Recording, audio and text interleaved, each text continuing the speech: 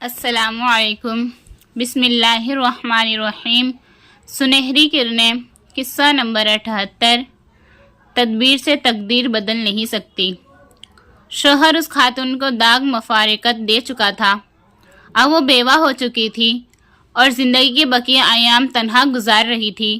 وہ زندگی کے تمام دشوار مراحل سے نمٹنے کی جان توڑ کوشش میں لگی تھی۔ اسے اپنے ایک لوتے بیٹے کے مستقبل کی فکر دامنگیر تھی۔ وہ بیٹے کی خاطر محنت و مشقت کرتی اور انتہائی جانشانی سے کام لیا کرتی۔ کئی دفعہ اسے دوسری شادی کے لیے پیغام ملا، لیکن اس نے بیٹے کے اچھے مستقبل کے پیش نظر شادی سے انکار کر دیا۔ اس نے اپنے لگتے جگر کے لیے ایک مشفق ماں کے ساتھ ساتھ ایک مہربان باپ کی حیثیت سے بھی اختیار کر لی۔ روزانہ دروازے کے پاس کھڑی ہو کر اپنے لگتے جگر کے اسکول سے واپسی کا شدت سے انتظار کیا کرتی تھی۔ یتیم کی پرورش و پرداخت بڑے اچھے انداز میں ہوتی رہی۔ بیوہ خاتون نے اپنے لگتے جگر کی تربیت و تعلیم پر کافی دھیان دیا اور اس میں بڑی حد تک کامیاب بھی رہی۔ چنانچہ اس کا بیٹا اسکول کے بہترین طلباء میں شمار ہونے لگا۔ جب خاتون کے لگتے جگر نے سیکنڈری اور ثانوی تعلیم کے مراحل طے کر لیے تو اس نے بغداد یونیورسٹی میں اپنا تعلیمی سلسلہ جاری رکھنے کا فیصلہ کیا۔ ماں نے اپنے بیٹے کے فیصلے سے اتفاق نہیں کیا۔ وہ اپنے ایک لوتے بیٹے کو پل بھر کے لیے نظروں سے اوجھل نہیں کرنا چاہتی تھی۔ ادھر بیٹے کے شوق علم کی کوئی انتہا نہیں تھی۔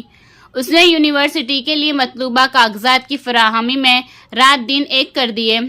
پھر وہ دن بھی آیا جبکہ اسے یونیورسٹی میں داخلہ مل چکا تھا۔ ویزا لگوانے اور ٹکٹ خریدنے کا مرحلہ تھا، وہ بھی بالآخر طے ہو گیا۔ اب اس نے نہایت محبت اور پیار سے اپنی ماں کو اطلاع دی کہ اس کی خواہش کی تکمیل ہوا چاہتی ہے اور وہ کل بغداد کے لیے روانہ ہوگا۔ ماں کے لیے یہ خبر نہایت پریشان کن تھی۔ میرا بیٹا مجھ سے جدا ہو جائے گا، یہ جدائی میرے لیے ناممکن ہے۔ اور پھر اچانک ہی اس نے ایک فیصلہ کیا اور اس پر مطمئن ہو گئی۔ رات کو جب اس کا لاڈلا بیٹا سو گیا تو اس نے اس کا پاسپورٹ اور ٹکٹ چھپا دیے۔ اگلی صبح بیٹا اٹھا، اس نے سامان پیک کیا، کپڑے تبدیل کیے، ایئرپورٹ جانے کے لیے تیار ہوا، مگر جب الماری سے اپنا پاسپورٹ اور ٹکٹ لینے کے لیے گیا تو دونوں چیزیں غائب تھیں۔ اپنے ماں سے پوچھا، کیا پاسپورٹ اور ٹکٹ آپ کے پاس ہے؟ اس نے اس بات پر سر ہلایا۔ بیٹے نے پوچھا، آخر آپ نے ایسا کیوں کیا ہے؟ کیونکہ میں تمہاری جدائی برداشت نہیں کر سکتی، ماں نے جواب دیا۔ بیٹا بولا، مگر اس میں میرا مستقبل ہے۔ اب ماں بیٹے میں بحث شروع ہو گئی، پھر تکرار ہونے لگی، لڑائی جھگڑے تک نوبت آ گئی۔ ماں نے اپنا آخری فیصلہ سنایا کہ تم جو جی چاہے کر لو، پاسپورٹ نہیں ملے گا۔ بیٹا اپنی ماں سے لڑ جھگڑ کر غصے کے عالم میں اپنے کمرے میں چلا گیا اور تھوڑی دیر کے بعد وہ نیند کی آغوش میں تھا۔ ادھر ماں کچن میں چلی گئی۔ اس نے سوچا کہ بیٹا ناراض ہے، چلو اس کی پسند کا کھانا بناتی ہوں۔ اسی دوران میں اس نے ریڈیو آن کیا۔ تھوڑی دیر کے بعد خبریں نشر ہونا شروع ہوئی۔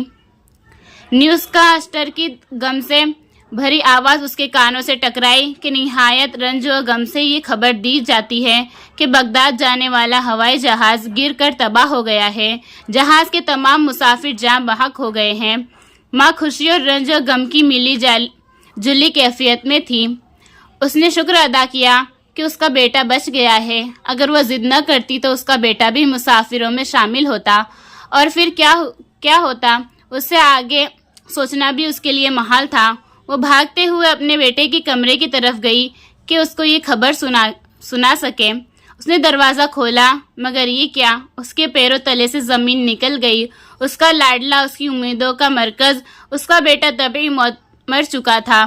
انا للہ و انا الیہ راجعون۔ رب العالمین نے اپنی کتاب مقدس میں سچ فرمایا ہے، اذا جاء اجلهم فلا يستخرون ساعة ولا يستقدمون۔ جب ان کا وقت معین آ پہنچا ہے تو پھر وہ ایک گھڑی اس سے آگے پیچھے نہیں ہو سکتے۔ السلام علیکم۔